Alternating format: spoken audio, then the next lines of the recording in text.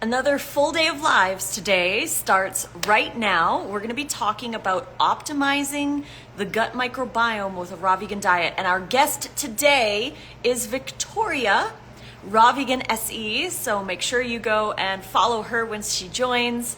And don't forget to grab the bundle. We're having this big bundle event, the online amazingness that we're all sharing with you. We're all going live multiple times a day. I've got 5 lives today. So today, this is the first one, and we've got Victoria coming in to the house.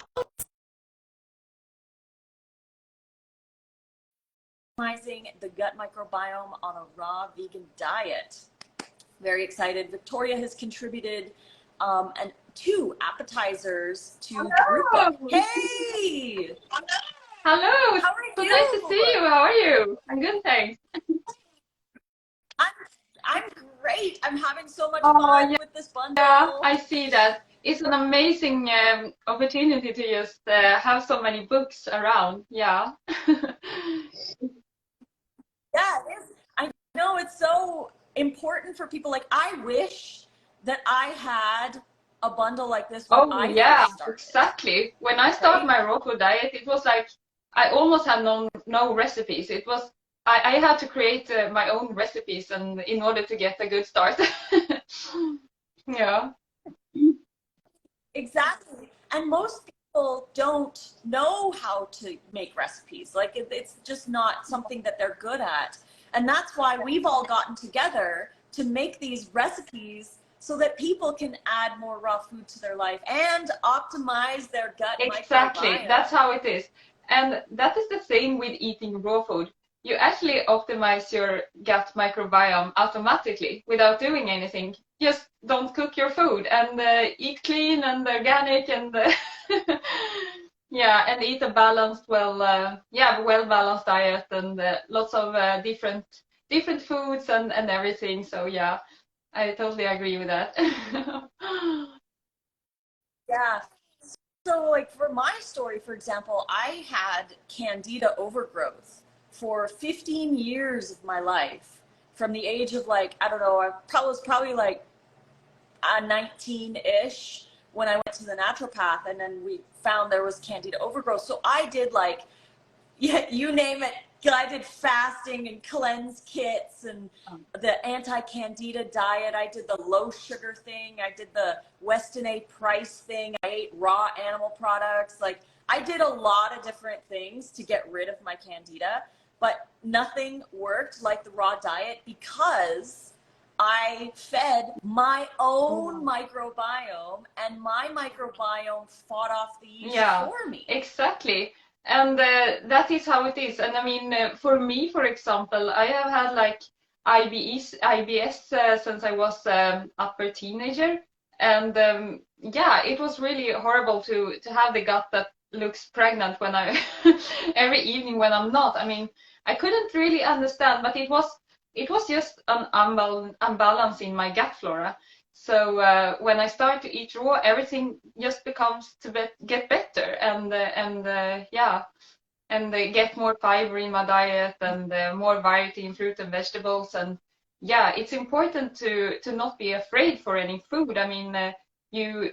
I was afraid for sugar. I wasn't afraid of sugar. It was just that I was modeling and I was here that sugar will make you bloat and that will make your acne worse. But for me, it was like, okay, I had acne, but uh, the sugar didn't get me worse. And when I started to eat fruit, my acne actually cleared up and my gut started to be good again. So so it was totally the opposite. But it's a huge difference between sugar and fruit also. It wasn't like you can't eat like white sugar or white bread, which is also like a type of sugar. It's the fruit that does the magic for you, definitely. Exactly. I know there's like this massive misconception between fruit and refined sugar. Like, they're very, very different things, and they should not be used in the same sentence. Like, when people say don't eat sugar, they mean don't Yeah. eat refined sugar, like white table sugar, processed foods, white bread, that kind of thing. Those are very low if, Yeah, or no fiber. exactly. So it spikes your insulin really And high. Yeah. and even if you cook things, you break down the fiber also a little bit, and your blood sugar becomes higher. But when you eat fruit, that is just normal for us to digest, and we get the fruit together with the fiber and also the nutrients that stabilize our blood sugar and yeah, everything. So we get the vitamins and the minerals and yeah, of course you can't eat only fruit. You should eat like vegetables, and you should eat a variety in your diet. Vegetables is really important also. Yes. So you get the whole picture. I like to see it in a way where you get like you get the sweet, you get the sour, you get the bitter, and you get the salty. You get everything. And you get also the umami for the taste buds. I mean, it's really important that you enjoy the food you eat. So everything you eat should taste like amazing. So that's where we come in, because we create the recipes that actually taste amazing. That is like wow when you eat it. So I have made a few ebooks, and I also have paper books, but the paper books is in Swedish. But the ebook is actually in English, so you can find that in my bio. So what I like to do is I am a raw chef, so I like to create like super delicious, really flavorful raw food recipes. And I am not in like a special rule or anything. I just do my recipes with the ingredients I feel good with, and then I just create different flavors, and I make sure that I have all the flavors so you get really satisfied and yeah, and happy with your food, and you really like the food, and that is what make you want to eat more raw food. I mean, I don't crave like cooked food because my raw food recipes is so delicious.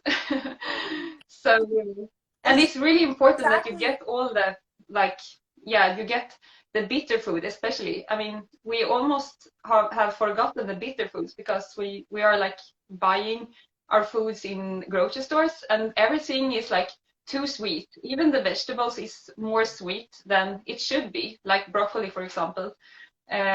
So what I like to do, I like to go out in the forest and pick like dandelion greens and these kind of things, and that have made my health so much better. That have like healed my liver, and so I can digest fats way better. And yeah, I have noticed so many yeah, good things about eating more bitter foods. So the closest you can get to bitter food in the grocery stores nowadays is like arugula or radishes maybe, but that is more like peppery than bitter. So yeah, it's important, the whole picture. Yeah. Yeah, totally. Like radicchio and Yeah, chicory, those are pretty bitter too. okay. But yeah, like I like that you bring that up because a lot of people focus too much on the fruit and they don't focus enough on the bitters and the greens because they feel like, oh, well, if I can't eat like only that, then it's not good, right? But it's like we're supposed to eat a variety of things, right? So yes, eat the fruit, enjoy the fruit, have the fruit, but also learn to enjoy the bitters because we have taste buds to pick up that stuff. And I love that you mentioned the liver because the liver requires certain nutrients from greens and vegetables to facilitate detox, right? Like it supports the liver to do phase 2, the second part of detox. So we have to eat the broccoli, the cruciferous, the bitter greens, the dandelion. It supports our liver. So if we really want to get the best detox, we got to eat a wide variety of fruit and vegetables. So it's not like you have to go on a special detox program. I mean, I have seen people going on like fruit detoxes, and I can see why they are doing it and use detox because it's really pushing things out from your body because you don't digest anything. It's like fruit is pre-digested, so you just go through the system and it can cleanse you in a way, but it doesn't heal you because if you don't get your bitters and if you don't get the whole picture of everything and if you get deficiencies, you will actually become weaker. So when you start to eat again, you will get in so many problems, and especially if you start to eat raw food, because then you don't have the gut flora to digest all the fibers. So people think that, oh, maybe I should start to eat cooked food instead. But you don't have to really do anything of it. You can just start to eat raw food, start to make the recipes that is well balanced, and then you will become stronger, and then you don't need to go on detoxes and to clean up your body. Or I mean, your body, if self-cleaning, it will clean itself. So if you just support Yes. that by eating raw fruits, raw vegetables, some nuts and seeds, everything will be fine. Yeah. You will be fine. I love that. Yeah, it is about balance. It's not about extremes, not going one way or the other, or being too overly worried about being clean and pure and everything, because our bodies Yeah. need us to support them. We can't just like we need to support Yeah. them. We shouldn't force them, right? So forcing it into those states is an imbalance. So the body is like, oh my gosh, I can't handle this, right? So it feels uncomfortable. And if you're feeling uncomfortable, then maybe pull back and add more greens, because greens help to pull Yeah. toxins out of the body. We need the fiber to do that. So it's very important. We have a question in the chat that says, what's the best way to focus on healthy microbiome on a budget? Can you talk about organic or not while focusing on gut health and on a Yeah, I budget? mean, my number one budget tips is, if you can, if you have a, like, if you live in close to nature, is to learn about nature and go and pick the wild food, because the wild food, they have more bitters, they have more vitamins and minerals, and they also support the gut flora better, because it's like super clean, it's not sprayed at all, and it also have this kind of bacteria on the leaves, so you really don't have to wash it. It depends on where you pick it, of course, but and if it's dirty and so on. So that is my number one. But otherwise, I would think about sprouts. That is really, really good. I mean, sprouts is the cheapest way to eat raw food, I think. Yeah, I mean, this small amounts of seeds can be like, whoa, so much food. So and also the sprouts have a really good bacteria that actually supports that support your digestion also. So but of course people can get a little bit discomfort when they start to do it, so you should start slow. Just add a tablespoon at the beginning, and then you build yourself up. I mean, I can eat like cups now, but I couldn't do that in the beginning. Here, I know it is very, very important for people. If you are focusing on growing your Yeah. microbiome, start slow with some of the stuff. Like, I like the saying, start slow, not no, right? Like, because some people will be like, oh, well, sprouts give me gas, so I'm never going to eat them. That's not the point. If sprouts give you gas, eat less of them and start with a smaller amount. And I wanted to touch on the organic thing. I personally feel like I think there's so much value in organics. Obviously, we don't want our produce sprayed with all kinds of stuff, but if you can't afford organic, then it's much better to eat the conventional than to eat boxed junk food or animal products or whatever else you're going to eat.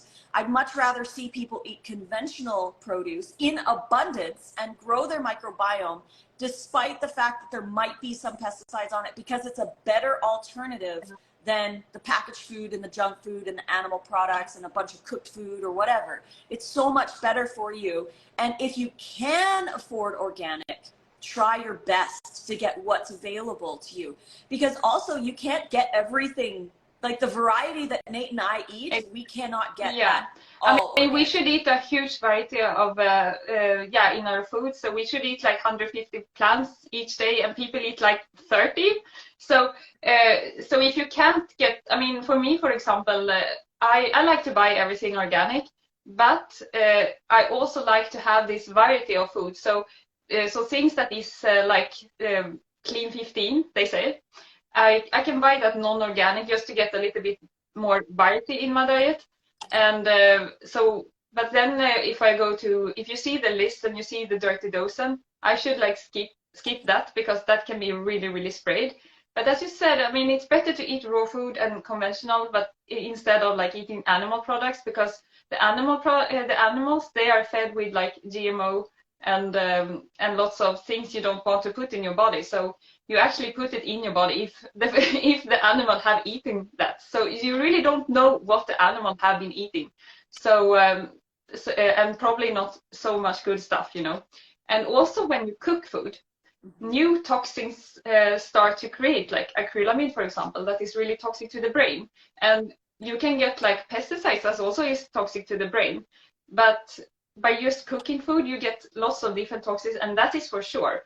But if you eat non-organic, you don't really know if you get some pesticides in your or not, because not everything is super sprayed, because they have a different percent, like a percent of the risk, you know. So cooked food it have toxins in it, but raw food, if it's raw, I mean, you don't really know how sprayed it is, and you can always wash things. Yeah. I like to put, if I have non-organic stuff, I like to put them in like baking soda and water and let it sit for 20 minutes, and then I rinse it off very well, and that can, like, yeah, take away all the, or not all the things that is like toxic, but a lot of it, for sure. And also peel things that is not organic. Yeah, you can have some tips here and there. Yeah, those are great tips. Those are great tips. It's very important. Yeah, using baking soda, vinegar, soaking for 20 minutes makes a really big difference. So if you do buy conventional, there are ways, like you can get produce washes that are enzyme based that eat pesticides. And yeah, there's all kinds of things that you can do for that. I wanted to address the, there's somebody in the chat who's saying, but you need protein. In the bundle, there's actually an ebook in the bundle called The Protein Myth.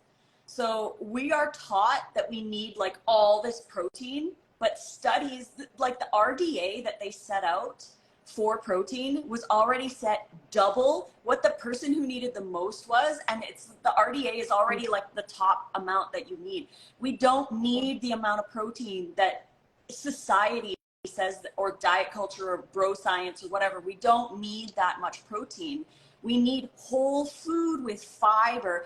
Only 3% of people get enough fiber every day, right? It's like, why are we worried about protein? Protein's in everything. It's in all the plants, and there's adequate amounts if you eat enough food. The problem is if you undereat. If you're undereating, it doesn't matter what diet you're on. You're undereating not just protein. You're undereating fiber and hydration and nutrition and minerals.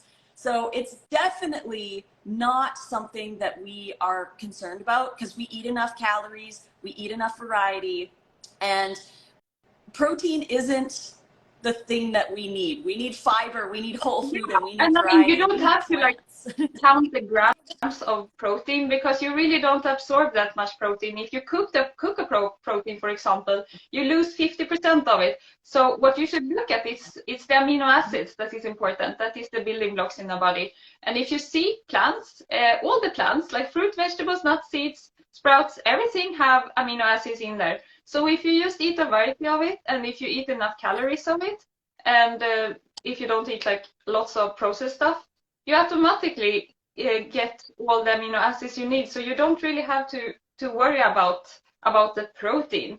And as you said, fiber is more important. Instead of counting like protein grams, you should count like fiber grams instead.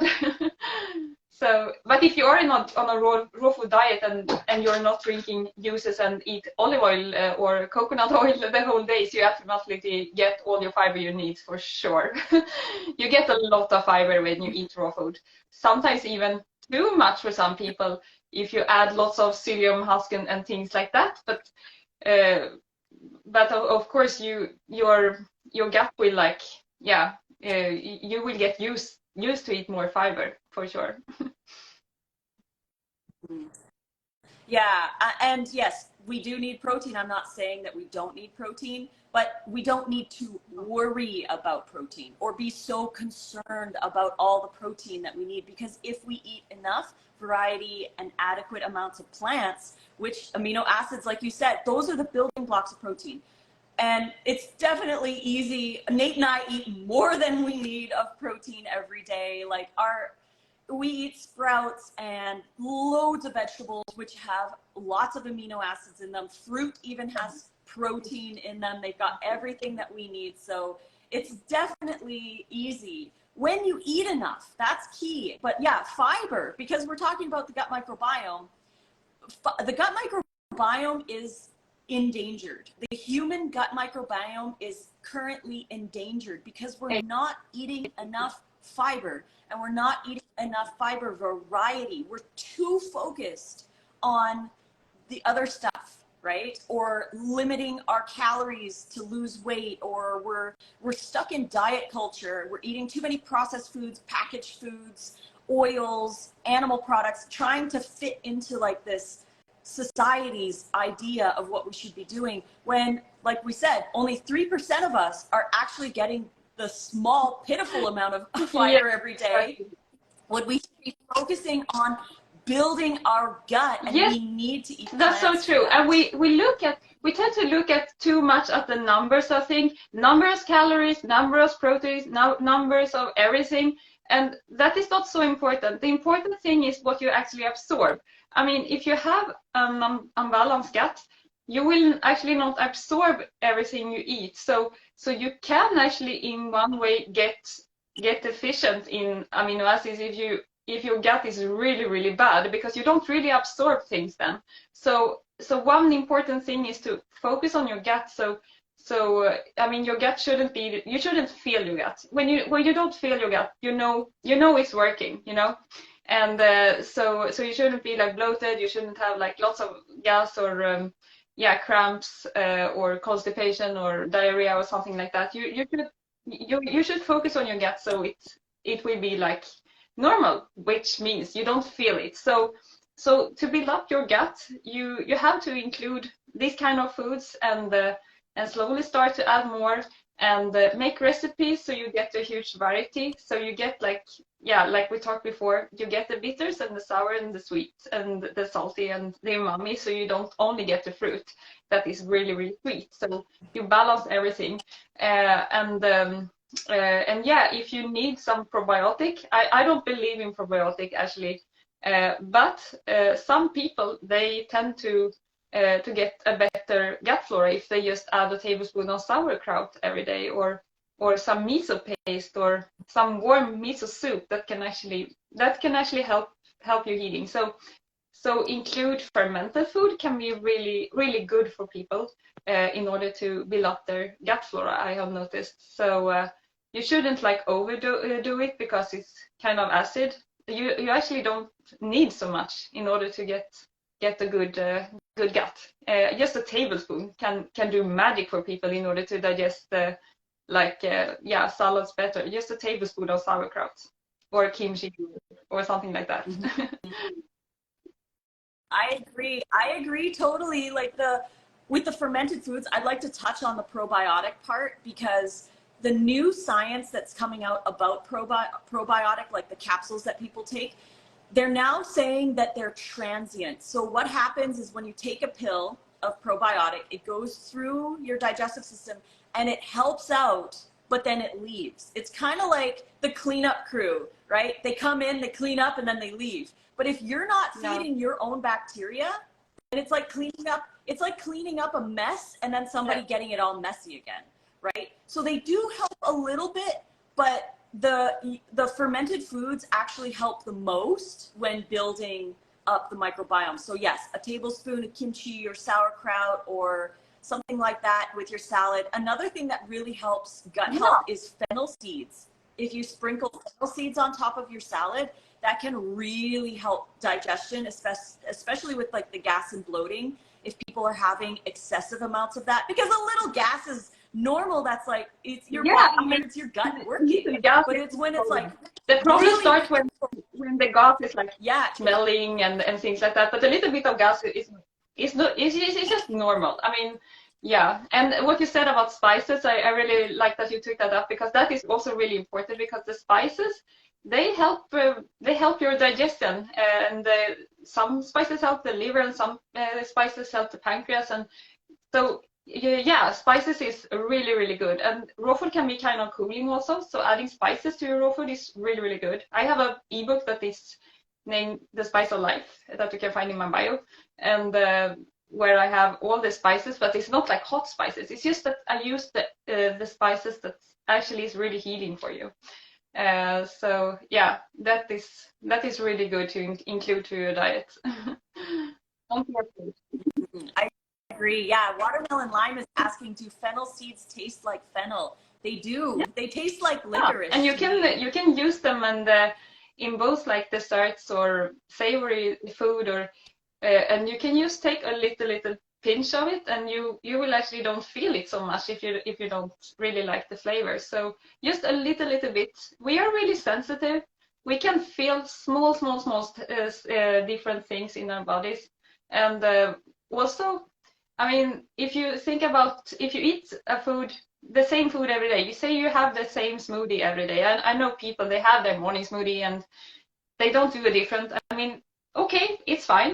It's probably really healthy for you. But in order to get a variety, you can just add something something that is new every day. Put in one raspberry, and the smoothie will be totally different for your gut to digest. I mean, we are so sensitive, but we just don't know that we actually are that sensitive. That a really small thing can do like a huge difference in your gut health or in your health. Just adding one little thing, or just if you think about having a banana on top of your smoothie, that is like a total another digestion. So so this kind of small things you can do to your gut, that is the best, I think. Yeah. I love that you said that about like people who eat the same thing all the time, or who are worried about adding maybe a little bit of something new. Challenge your gut. I like to say this, like people say like, oh, we don't want to challenge our gut by like, adding these new things or whatever. But we challenge our heart by doing cardio, right? Or going for a run or whatever. We challenge our lungs by doing breath work. We challenge our minds by doing meditation or puzzles. We get uncomfortable in order for our body to be better, right? So sometimes getting, not super uncomfortable, but like add a little bit of broccoli to a salad. If you aren't, if it's not normal for you to do that, add like just a little bit, like you said, like a tablespoon. You just need to chop a little bit and add that. Or go out in the forest and pick like 5 or 6 leaves of dandelion and add those to your salad. Like there's so many little things that we can do to increase our variety. And people don't realize that. Try something new at the grocery store. Like go to the grocery store and be like, I've never had this vegetable before. And that is also very fun, I think, to try different new things. That is like, that open up our creativity and our taste buds, our mood also. It open up everything. It's just so fun to try new flavors and to try new fruits, to try new vegetables. And also, you don't have to try new things. You can just try new combinations. So here is where the recipes come in. So so if you have lots of recipes, you will get so many different varieties just by combining different stuff. Because some people, they talk about food combining, and I'm not a huge believer in that, but I know for sure that it is actually true, because if you combine 2 different things, that can be like a reaction in one gut, but in another gut it's actually not, and that is because our microbiome, they don't know how to digest things when they are combined. So so it's actually a totally new dish, and you get a variety just by eating the same ingredients but in another combination. So that is something that is really cool that you can try out and see. So the stronger you get, the stronger your gut gets, the more like different combinations you can handle also. So if you're very sensitive for combining like say orange and banana, or maybe banana and nuts or something like that, that is because your gut is a little bit weak actually, so you have to build it up. So maybe you should start to eat 1 banana and 1 teaspoon of orange juice or something like that, just to like build up your gut again, because it's not like normal for us to combine things like super perfect all the time. We should be able to digest everything, and the thing is that the more you combine, the more people tend to overeat, and overeating is never good for the gut. So it's easier to Yeah, eat exactly. less if you eat like yeah, one food at a time, because you get like tired of it. Mhm. Yeah, yeah, exactly. I totally agree with that. Like the more variety that you eat, the Yeah. easier it gets. It's like going to the gym. Like if you go to the gym, you have to start small. You can't just go in there and then start lifting 120 pounds, right? You got to start with the fives. And then when your muscles are strong enough, then you increase the weight. It's just like with the gut. So you start with a small enough, and then when your gut is comfortable with that, then you increase. So it's always about increasing. It's not about limiting or restricting or eliminating. It's not about that. It's about growing, because we should be able to eat these massive, like my gut microbiome score came back at 93%, and my diversity score is That is amazing. 99% Wow. on my, yeah. And Nate and I, like sometimes our salads, just one salad has like 30 to 35 Wow. different things in it. And we eat so much variety. We don't do food combining, but it took us like, it took me 9 Yeah. years to get Yeah. here, I'm also right? in my 9 years. Yeah. I have eaten raw food in almost 10 years now, and I have also experienced that in the beginning I couldn't digest so many things. I was really sensitive to food combinings and things like that, but then I actually learned that it's not that you have to do these food combinations and things like that. You shouldn't like live like that. You have to build up yourself in one way or another. And now when I have done that, I feel so much better, and it just feels more natural and normal for me to be able to combine different stuff, and to just eat plants, just eat raw plants, and don't think so much about food and how much of this and how much of that, and yeah. Exactly. Yeah, Yeah. totally, completely agree. Because another thing that happens too is like the gut and the mind are connected. And when we get too focused on food combining or limiting or eliminating or doing that, and we're not challenging our guts, we can get like some like mental issues with how we're eating. And that is like even Yes, worse exactly. in a way, because get so worried. You get worried about all these little things, and then you're like, oh, I can't do that, and I can't do this, and it becomes like a state of worry, and you start eating in a state of fear, which No. isn't good either. So relaxing and just remembering that you're gently trying to challenge your gut in a good way. Yes, It's not bad to challenge your exactly. gut. You just have to do, as I said before, these really, really small things. If you have the same smoothie every day, try to add a little piece of this or a little piece of that, and take something really small, new things every day to add to it. And you really don't have to notice it so much in flavors, but your gut will actually like it. You become stronger when you have different varieties and different combinations and new stuff. Yeah. We should be able to digest Exactly. everything. Yeah. We should. We should. And Yeah. somebody had mentioned leaky gut.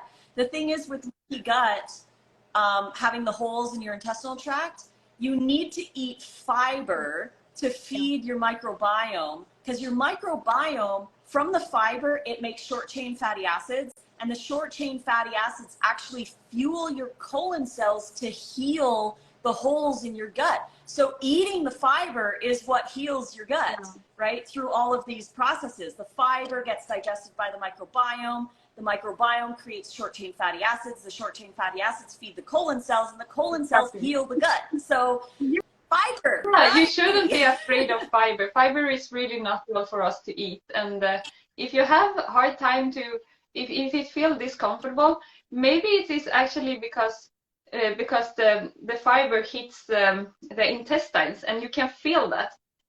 So if you eat an egg, for example, or something that is really soft, you don't really feel that discomfortable. But if you have like a very sensitive so if you have sensitive intestines, you can feel some things when you eat like a leaf or of salad or something.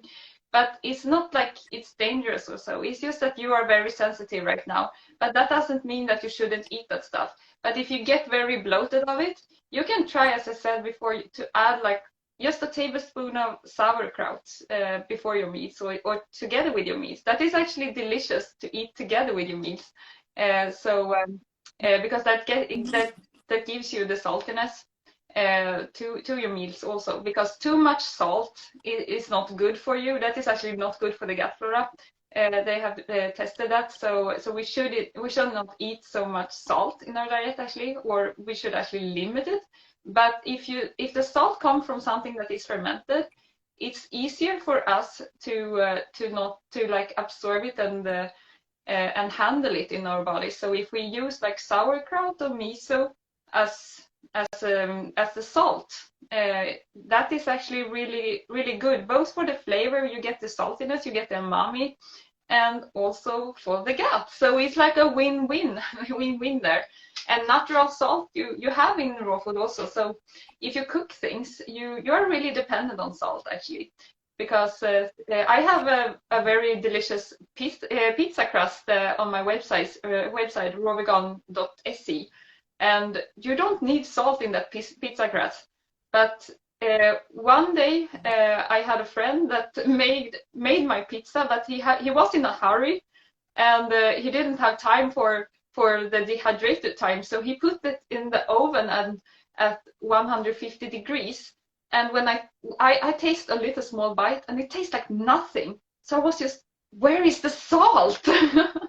Because when you cook things, you actually get rid of the flavors, because you get rid of the nutrients and the nutrients carries flavor. So you change things. So when you eat raw food, it's actually easier to not eat too much salt, because the food is so flavorful in its own way. Exactly, yeah. And Susan's saying people need iodine though, so at least a quarter teaspoon a day. But the thing is, iodine you can get from sea vegetables. Like there are whole food sources of iodine where you don't need to add salt. If you're not eating sea vegetables, then maybe, but even a quarter teaspoon is quite high. And like we all kind of, the consensus in the raw community is 500 to 1,000 milligrams a day. And the average North American is eating 3,400, and that's a teaspoon and a half. So it's a lot of salt for the average person, but for on a raw foodie diet, like Nate and I don't use any salt, but we eat nori, we eat dulse, we eat some kelp. So that's how we're getting our iodine. We're not using iodized salt at all in our diet. Seaweed is a good source of natural salt also. So that is really delicious. I like to go to the sea. I live in Sweden, and in the spring and summer, I like to go to the sea and pick my own seaweed, and I like to dehydrate it, and then I can use that to my food the whole year.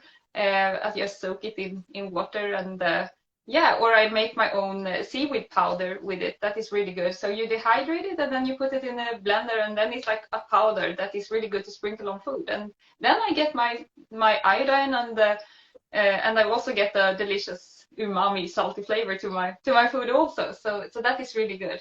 And of course, you don't have to go to the sea. I mean, you can just buy this stuff. It's easy to buy. You can buy it in every like health food shop or internet, Amazon, or I don't know where you are in the world, but many places have it for sure. Yeah. Exactly. And the number one whole food source for iodine is kelp. Kelp is top number one. So just putting like a sprinkle of kelp on your salad, that's more than enough iodine for you. You don't need to use the salt. And miso is definitely one of my favorite sources because it's a whole food source of salt. It's not straight salt. So we do use miso to keep our blood pressure, because I have very low blood pressure naturally. So I do need to make sure that my sodium is between the 500 to 1,000, and that's why miso works really well for our diet. So kelp is the number one source of iodine. Dulse is actually, kelp, you don't want to overdo kelp because it's so high in iodine. So it's just like a sprinkle on your salad.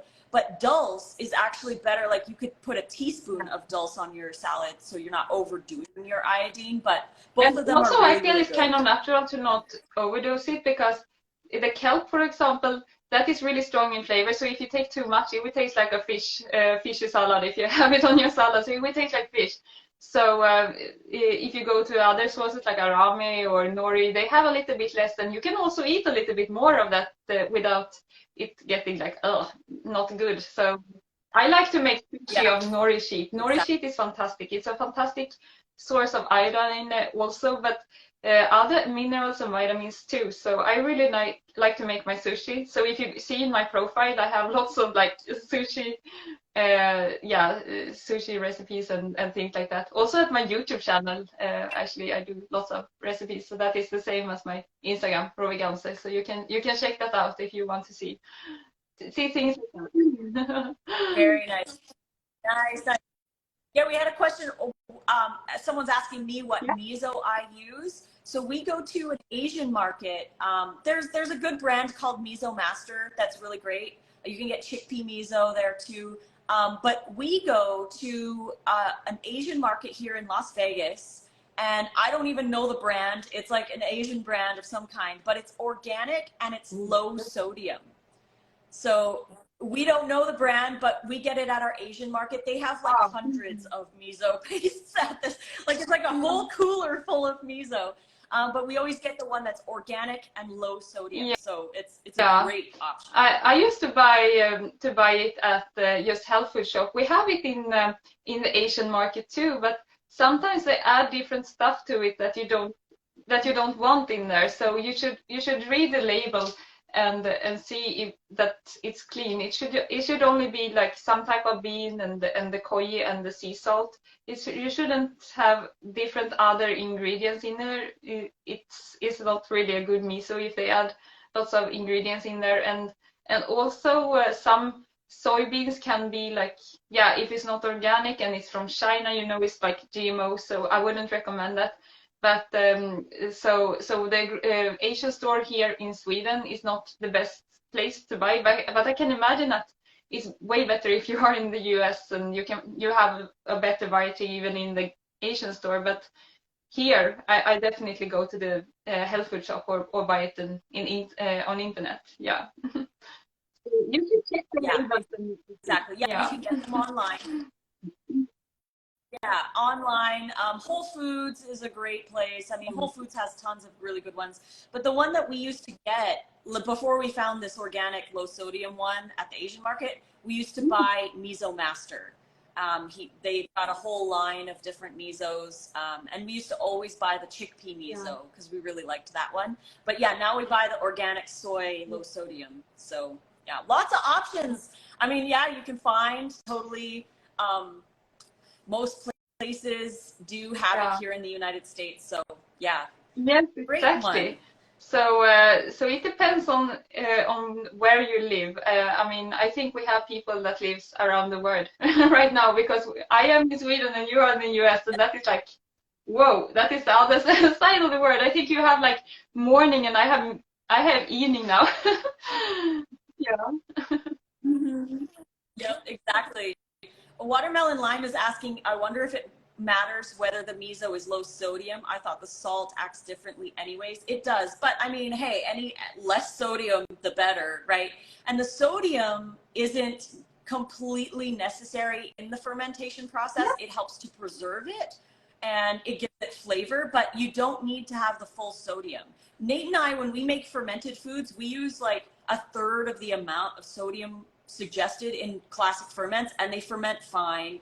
It's just it's like people are so used to having so much salt that when they do a low sodium thing, they're like, this doesn't taste right.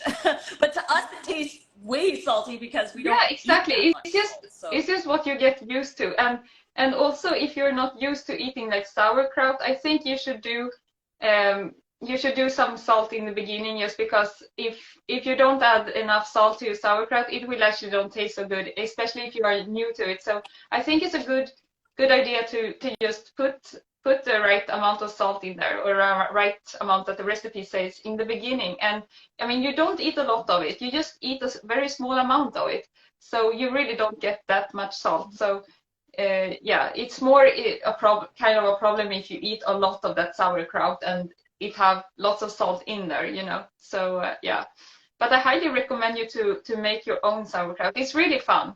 And when you put your hands in there, you have your own bacteria on your hands. And when you use your own bacteria in the culture will actually don't the culture want to live. So if you have bad bacteria on your body, it will actually disappear, and the good bacteria from you will come into the sauerkraut, and then you eat the sauerkraut. So you will actually get a better benefit from the sauerkraut if you make it yourself, just because you use your own bacteria that grows to a better bacteria, just because the sauerkraut want to be alive, you know. And it's the same when you sprout. Don't be afraid to touch your sprouts while they're sprouting, because they will grow. So if you have bad bacteria on your hands, they will push that away and focus on the good bacteria. And you have also good bacteria on your hands, right? So use your hands in your food. That will actually create a better bacteria automatically. So that is something you should look at and try out. I love that tip. I love that tip. And actually, if people buy the Ultimate Raw Vegan Bundle that's going on right now, they get my wrap book. And in my wrap book, I have a sprouting guide and a sauerkraut guide. So I teach you how to make sprouts and sauerkraut so that you can add them to your wraps. Perfect. So that's pretty cool. I mean, your wraps looks amazing. I can't wait to try them. I really want to do that. They look so good. I can't believe that they are like so healthy. I mean, it looks like the most colorful junk food that ever exists. I mean, it's like amazing. So you should really see that bundle, I think. Yeah, and you get so many different foods there, and different recipes to try out. So that is just amazing. I have a recipe of a sprout salad in that appetizer book. That is a collaborator book, and that sprout salad is we talk about sheep. To eat sheep actually. So that salad is this like cheapest food you can eat. It have the sprout and have the vegetables that is also a little bit cheaper, and it feeds a good gut, and it's really, really flavorful. I love that recipe. Yeah, you know what? We made that salad, and Nate is eating it at it was like maybe last week we made it, and he was like, who made this salad? This salad is so good. He's like, we need to make this like way more. Fun to hear. It has so much different textures, and it's really flavorful. It's actually my mom's favorite too. Yeah. I love it. Someone asking, is Chris and Daniel in the bundle? Yes, they are. Chris has his brand new stews ebook. He's got 21 delicious stews. We made 3 already from his book, and they're so good. And Daniel has his new book, Raw Nation, in there with the Burberry spice burger and his noodles, like all kinds of good stuff. You guys got to check the link in our bios. Yeah. Go get the bundle and download all the really fun content. Yeah, it's amazing. But I wanted to thank you, Victoria. I've got another live in like 10 minutes. So thank you so much. Thank you so much. This talk was so valuable. You were amazing. Amazing too. Yeah. Thank you so much for being here. It was so much fun to talk about things you're passionate about. Yeah. Exactly. So I hope everybody enjoyed. Go follow Raw Vegan SE on Instagram and YouTube, and get the bundle so that you can add more raw foods to your life. And we will see you in 10 minutes. I love you guys. Bye, Victoria.